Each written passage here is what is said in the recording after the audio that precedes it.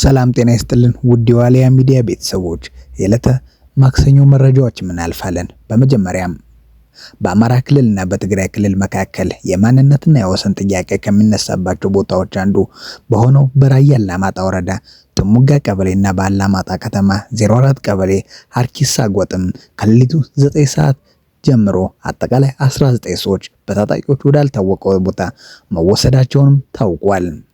ከነዚህ ታጋቾች ውስጥም ቄስ ካሳይ ቢወጣ የራያ ሀገረ ስብከት ወንጌል ኃላፊ እንደሚገኙበትም ታውቋል። ወደ ቀጣይ መረጃ ስናልፍም ህወሓት ትዕግስታችን አልቋል ሲልም ተናገረ። በምርጫ ቦርድ የተሰረዘው ህወሓት ሳምንታዊ መልእክት በሚልም ባወጣው መግለጫ ትዕግስት ያልቋልም ብሏል። የፌዴራል መንግስቱን የወነጀለው ህወሓት በተደጋጋሚ ያቀረበው ጥያቄ ምላሽ አለማግኘቱንም ገልጿል። በፕሪቶሪያ የተደረሰውን ስምምነት ተግባራዊ ለማድረግም በተደጋጋሚ ጥሪ ባቀረበ ምላሽ እያገኘ አይደለም ያለው ህወሓትም ከዚህ በኋላ አልታገስም ብሏል። ቡድኑ በመግለጫውም ዘላቂ ሰላም መስፈን ቁርጠኝነት ቢኖረኝም የትግራይ ህዝብን ለማጥፋት የሚደረጉ ሴራዎች አልታገስም ብሏል። የኢትዮጵያ መንግስት የትግራይ ህዝብን በተለያዩ መንገዶች የዘር ማጥፋት ዘመቻ ቀጥሏል በማለትም የወነጀለው ህወሓት የትግራይ ያለውን የሰብአዊ ቀውስም መባባሱንም ጠቁሟል። ለዚህም አስታኮ ማስጠንቀቂያ አዘል መግለጫውን ያወጣበትንም የህጸት ተፈናቃይ ረሃብ ያነሳ ሲሆንም የፕሪቶሪያው ስምምነት ባለመተግበሩ ትግራይ ተደራራቢ ቀውስ እያስተናገደች ነው ብሏል።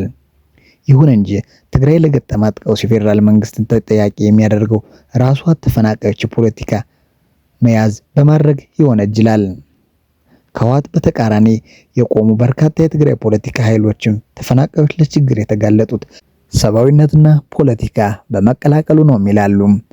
ዓለም አቀፍ ማህበረሰቡ በትግራይ ህዝብ ላይ እየተፈጸመ ነው ያለው የዘር ማጥፋት ወንጀል ለመከላከል ጥረት እያደረገ አለመሆኑንም አመልክቷል። ህወሓት በመግለጫውም ዓለም አቀፍ ማህበረሰብ ተገቢውን እርምጃ መውሰድ አለበት ያለ ሲሆንም ትዕግስት ልክ አለውም በማለትም አሳስቧል። በመግለጫውም ወደ ቀጣይ መረጃ ስናልፍም ቆቦ ከተማ መሬት ወረራ ላይ የተሰማሩ የብልጽግና ካድሬዎች ዘረፋቸውን በተጨባጭ ማስረጃም ተጋለጠ። ሚኒሊክ ህዝብ ባለፉት ጊዜያቶች በመመሪያ የተደገፈ ማስጠንቀቂያ ሲሰጥበት የኖረውን አገዛዙ በሰፊው ተሰማርቶበት ያለው የመሬት ወረራና ዘረፋ አሁንም ተጠናክሮ የቀጠለ ሲሆን ሰሜን ወሎ ዞን ቆቦ ከተማ የህዝብ ሀብት የሆነውን ሁለገብ አዳራሽ የፋኖ መመሪያ በመጣስ አቶ ደጀኔ መንገሻ የተባለ ግለሰብ አረብ ሀገር ለሚኖረው ወንድሙ 100 ሚሊዮን ብር እንደገዛውም ለማወቅና ለማረጋገጥም ተችሏል። አዳራሹ የተሸጠበት ገንዘብ መጠን ከፍ ያለ መሆኑ ውስጥ አዋቂዎች የገለጹ ቢሆንም ይህ ከሆነ ከዚህ ከ100 ሚሊዮን ብር ገንዘብ ውስጥም 80 ሚሊዮን ብሩንም ገቢዎችና ሌሎች ቢሮዎች የሚያውቁት ሲሆንም 20 ሚሊዮን ብሩን በየደረጃው ላሉ የብልጽግና ካድሬዎች ለደላላ የተሰጠ ገንዘብ ነው። መጠኑ ያልተገለጸ ገንዘብ በየደረጃው ላሉ የመከላከያ አመራሮችም እንደተሰጠ ለማወቅ ተችሏል።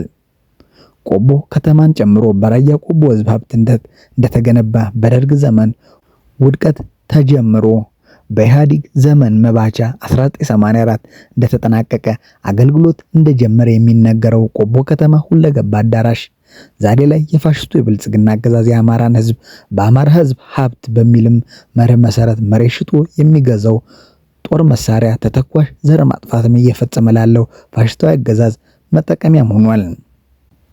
በዚህም ብልጽግና አገዛዙ በፋኖ ትግል ተንኮታክቶ የገንዘብ አቅሙ ሊጠገን በማይችል ሁኔታ የወደቀ ሲሆንንም ይህንን ገንዘብ ችግሩን ለመፍታት በሁሉም የአማራ ክልል አካባቢዎች ላይ የመሬት ወረራና ዘረፋ እየፈጸመ በህገወጥ ጨረታና ሌሎች መንገዶችም እየሸገጠ ይገኛል።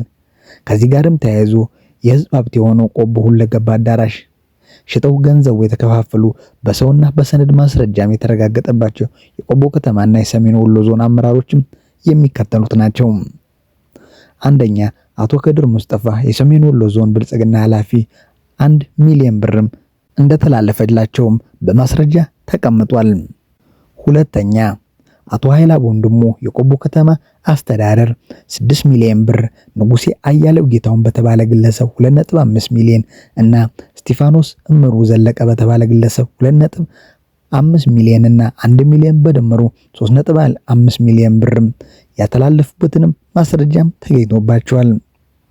ሶስተኛ አቶ ይርጋ ወዳጁ የቆቦ ከተማ አስተዳደር አገልግሎት ጽህፈት ቤት ኃላፊም 6 ሚሊዮን 200 ሺህ ብርም ሙሉ ታከለ ገብረስላሴ በተባለች ግለሰብ 5.3 ሚሊዮን ብርና መቅደስ መለሰ ይመር በተባለች ግለሰብ 900 ሺህ ብርም የተላለፈ የባንክ ደረሰኝም ተገኝቶባቸዋል። አራተኛ ዶክተር አዲሱ ወዳጁ የቆቦ ከተማ አስተዳደር መሬት አስተዳደር ጽሕፈት ቤት ኃላፊ 1 ሚሊዮን ብር። መሳይነሽ ደጀኔ የተገኘ በተባለች ግለሰብ 1 ሚሊዮን ብር የተላለፈበትም የባንክ ደረሰኝ ተገኝቶባቸዋል። አምስተኛ አቶ አበበ ይመር የቆቦ ከተማ አስተዳደር ብልጽግና ጽሕፈት ቤት ኃላፊ 200 ሺህ ብር። 200 ሺህ ብሩም በግል አካውንት በስሙ የተላለፈበትም አካውንት ተገኝቶበታል። ስድስተኛ አቶ ሙላት መሐመድ የቆቦ ከተማ አስተዳደር መሰረተ ልማት ጽሕፈት ቤት የመሬት ልማት ባንክ ቡድን መሪ 150 ሺህ ብር። 150 ሺህ ብሩን በግል አካውንት በስሙ የተላለፈበትም የባንክ ደረሰኝ ተገኝቶበታል። ሰባተኛ አቶ ኃይለማርያም አትክልት የቆቦ ከተማ አስተዳደር አገልግሎት ጽሕፈት ቤት ምክትል ኃላፊ 100 ሺህ ብር። ደሳለው ፈንታው መንገሻ በተባለ ግለሰብ 100 ሺህ ብር የተላለፈበት የባንክ ደረሰኝም ተገኝቶበታል። ስምንተኛ ቦታውን ያሻሻጠው ደላላ ወይም ግለሰብ 5 ሚሊዮን 150 ሺህ ብር በአጠቃላይ ለብልጽግና ካድሬዎቹ 14 ሚሊዮን 650 ሺህ ብር የተሰጠ ሲሆንም 5 ሚሊዮን 350 ሺህ ብሩን የህዝቡ ሀብት ደላላ ሆኖ ላሻሻጠው ግለሰብ የተሰጠ ገንዘብ ነው። በመጨረሻም የአማራ ህዝብ ወይ ጊዜው የሰጠው ቅል ድንጋይ ይሰብራል ነውና ብሂሉ ግፈኞች ተመቸን ብለው በጉልበት ሀብትን ተቀራምተው ታንክና መድፍን ጄትና ድሮን ታጥቀውበት ብሎም ለአራዊቱ ሰራዊታቸው ደሞዝ እየከፈሉበት መልሰው አንተው ላይ ዘር ማጥፋት እየፈጸሙበት እንደሆነ ዓለም ያወቀው ሀቅ ነውና በትግልህ ነጻነትን በነጻነት ፍትህን ተጎናጽፈ ዘንድም ዛሬ መልእክታችን እናስተላልፋለን። በመጨረሻም ግፈኞች መሬቱን ተሸክመውት የትም አይሄዱምና ህዝቡ ሀብት ጊዜውን ጠብቆ የህዝብ ነው የሚለው መመሪያችን እንደተጠበቀ መሆኑን እየገለጽነ ህዝባችን ከግፈኞች ይህንን ጊዜ የማያልፉና የማይነጋ ከመሰላቸው የፋሽስቱ ብልጽግና አገዛዝ ሰዎችም ህገወጥ መሬት ባለመግዛት ራሳችሁን ከክስረት ብሎም ከጥፋትና ከተጠያቂነት እንድታገድሉ ስንልም ለማሳሰብ እንወዳለን ሲሉም ይናገራል። የአማራ ፋኖ ብሔራዊ ኃይል ምስራቅ አማራ ቀጠና ሚኒሊክ ዕዝ። ወደ ቀጣይ መረጃ ስናልፍም የመስኖና ቆላማ አካባቢ ሚኒስተር ዶክተር አብርሃም በላይ የቀድሞ የውጭ ጉዳይ ሚኒስተርና የአማራ ክልል ፕሬዝዳንት አቶ ገዱ አንዳርጋቸው በቅርብ በሰጡት ቃለ መጠይቅ ላይ ያነሳቸውን ሐሳቦች በመቃወም ጠንካራ ወቀሳንም ሰነዘሩ። ከዚህ ቀደም የመከላከያ ሚኒስተርና የትግራይ ጊዜያዊ አስተዳደር ዋና ስራ አስፈጻሚ ሆነው ያገለገሉት ዶክተር አብርሃም አቶ ገዱን የፖለቲካ አጋጣሚ ጠባቂ እና በውሸት ታሪክ የሚነግዱ ሲሉም ከሰዋቸዋል። ዶክተር አብርሃም በማህበራዊ ትስስር ገጻቸው ባጋሩ ጽሑፍም አቶ ገዱ በሰሜን ጦርነት ወቅት የነበራቸው አቋም ወጥነት የጎደለው ነበር ሲሉም ተችተዋል። እንደ ሚኒስተሩ ገለጻ በሶስተኛ ዙር ጦርነት ወቅትም የመንግስት ከፍተኛ አመራሮች ወደ ግንባር ሲዘምቱ አቶ ገዱ የተሸናፊነት ስነልቦናም ተላብሰው ነበር። በአንጻሩ የመከላከያ ሰራዊት ህወሓትን ከአማራና ከአፋር ክልሎች አስወጥቶ ወደ ትግራይ ከመለሰ በኋላ መንግስት ጦርነቱን በያዘው ለማቆም ሲወስን አቶ ገዱ ግፋ ብለው የምን ማቆም ነው በማለት የጦርነት አራጋቢ ሆነው መቅረባቸው ዶክተር አብርሃም አስታውሷል። በሽማግሌ ሲስተዋልም ይበልጥ ያስከፋል ያሉት ዶክተር አብርሃም የቀድሞ ባልደረባቸውን በግብዝነትም ፈርጀዋል። የመሬት ይዞታና የአማራ ታጣቂዎች ጉዳይንም በተመለከተም እንዲህ ሲሉ ተናግረዋል። አቶ ገዱ በቃለ መጠየቃቸው ያነሱት የአማራ ኃይሎችን በማስታጠቅ የመከላከል አቅም እንፍጠር የሚለውንም ሐሳብ ዶክተር አብርሃም አጥብቀው ተቃውመውታል። ይህ አካሄድ የራስን የፖለቲካ ፍላጎት ለማራመድ ሲባል ህገወጥ ታጣቂዎችን እንደ ምሽግ የመጠቀም ፍላጎት ነው ሲሉም ገልጸዋል። በተጨማሪም የማንነትና የወሰን ጥያቄዎች በህጋዊ መንገድ እንዲፈቱ አቅጣጫ ተቀምጦ ሳለ አቶ ገዱ የህግ ማስከበር ዘመቻውን እንደ ሽፋን በመጠቀም የመሬት ይዞታቸውን በጉልበት ለመውሰድ ሲንቀሳቀሱ እንደነበርና ሐሰተኛ ትርክቶች በአካባቢው ሲረጩ እንደነበረም ሚኒስተሩ ወንጀለዋል። አቶ ገዱ አንዳርጋቸው ለኢትዮጵያ ፖለቲካ ለውጥ ከታገሉ የኦሮማራ ወይም ቲም ለማ አመራሮች አንዱ መሆናቸውን ይታወቃል። ሆኖም ዶክተር አብርሃምም እንዳሉት አቶ ገዱ በለውጡ ሂደት ውስጥ ዋና ተዋናይ ነበርኩ እያሉ በሌላ በኩል በመንግስት ውስጥም ለተፈጠሩ ክፍተቶች ኃላፊነት አለመውሰዳቸውንና እኔ ያልነበርኩበትም ማለታቸውን አስገራሚ ነው ብለዋል። ዶክተር አብርሃም ለአቶ ገዱ በሰጡት ምላሽም የዓለማየሁ ዋሴን ዝሆን አንጀትና ግንዳሞች የተሰኘውን መጽሐፍ በምሳሌነት በመጥቀስ አቶ ገዱን እና መሰል አቋም ያላቸውን ፖለቲከኞች ሀገርን በሐሜትና በጥላቻ ከሚሞሉ አካላት ጋርም አመሳስሏቸዋል። አቶ ገዱ አንዳርጋቸው በቅርብ ከአቶ ልደቱ አያሌውና ጋዜጠኛ ቴዎድሮስ ጸጋዬ ጋር ባደረጉት ቃለ መጠይቅ የብልጽግና ፓርቲንም አካሄድና ጦርነቱን የተመራበትን መንገድ መውቀሳቸውም ይታወሳል።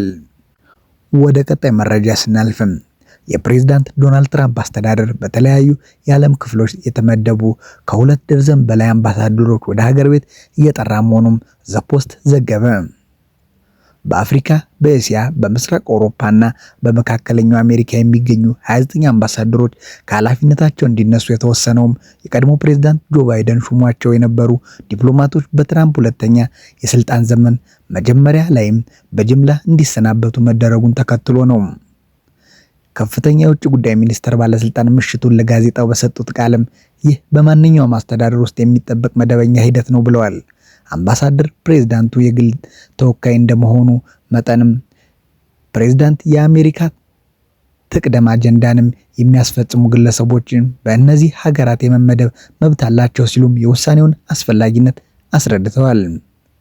ይህ የአምባሳደሮች ጥሪ አሜሪካም በአንዳንድ ወሳኝ የዓለም የውጥረት ቀጠናዎች ላይ ተወካይ ሊያስቀራት እንደሚችልም ተመላክቷል። ከነዚህ መካከል በአፍሪካ ዲሞክራቲክ ሪፐብሊክ ኮንጎ፣ ግብጽ፣ ናይጄሪያ እና ሶማሊያ፣ በአውሮፓ አርሜኒያ፣ ሞንቴኔግሮ፣ ሰሜን መቄዶኒያ እና ስሎቫኪያ ይገኙበታል። የአሜሪካ የውጭ ጉዳይ አገልግሎት ማህበር ፕሬዝዳንት ጆን ዲንከልማን እርምጃው የሀገሪቱን ፖሊሲዎች በብቃት ለማስፈጸም በሙያው የውጭ አገልግሎት ላይ ያለውን እምነትም የሚሸረሽር ነው ሲሉም ቅሬታቸውን ገልጸዋል። በአሁኑ ወቅት አስተዳደሩ እንደ አውስትራሊያ፣ ጀርመን፣ ኳታር፣ ሳውዲ አረቢያ፣ ደቡብ ኮሪያ እና ዩክሬን ላሉ ወሳኝ ሀገራት ቋሚ አምባሳደሮችን ገና አልሾመችም። የሴኔት የውጭ ግንኙነት ኮሚቴ አባል የሆኑት ሴናተር ጂን ሃሺን ወደ 80 የሚጠጉ የአምባሳደር ቦታዎች ክፍት ናቸው። ፕሬዝዳንት ትራምፕ ብቁ የሆኑ የሙያ ዲፕሎማቶችን በማንሳትም የአሜሪካ መሪነት ለቻይናና ለሩሲያ አሳልፈው እየሰጡ ነው ሲሉም ተችተዋል። ከኃላፊነታቸው የተነሱት ዲፕሎማቶች ከውጭ ጉዳይ መስሪያ ቤት እንደሚሰናበቱም ይልቁንም ዋሽንግተን ዲሲ ሲመለሱ ሌሎች የሥራ መደቦች እንደሚሰጧቸውም ታውቋል። ይህ ለውጥም በይበልጥ ያረፈው የአፍሪካ ላይ ሲሆንም ከ14 ሀገራት አምባሳደሮች ተነስተዋል። በእስያ በ6 ሀገራት ሁለተኛዋ ተጽዕኖ ያረፈባት አህጉር ሆናለች። የአሜሪካ አምባሳደሮች የሚነሱባቸው ሀገራት አልጄሪያ፣ አርሜኒያ፣ ብሩንዲ፣ ካሜሩን፣ ዲሞክራቲክ ሪፐብሊክ ኮንጎ፣ ግብጽ፣ ፊጂ፣ ጋቦን፣ ጋቲማላ፣ አይቮሪ ኮስት፣ ላኦስ፣ ሞሪሸስ፣ ሞንቴኔግሮ፣ ኔፓል፣ ኒጀር፣ ናይጄሪያ፣ ሰሜን መቄዶኒያ፣ ፓፑዋ ኒው ጊኒ፣ ፊሊፒንስ፣ ሴኔጋል፣ ሴራሊዮን፣ ስሎቫኪያ፣ ሶማሊያ፣ ስሪላንካ፣ ኡጋንዳ፣ አዝባኪስታን እና ቪየትናም ናቸው። መረጃው የዛሀበሻ ሚዲያ ነው። ስላዳመጣችሁ እናመሰግናለን። ቸር ቆዩልን።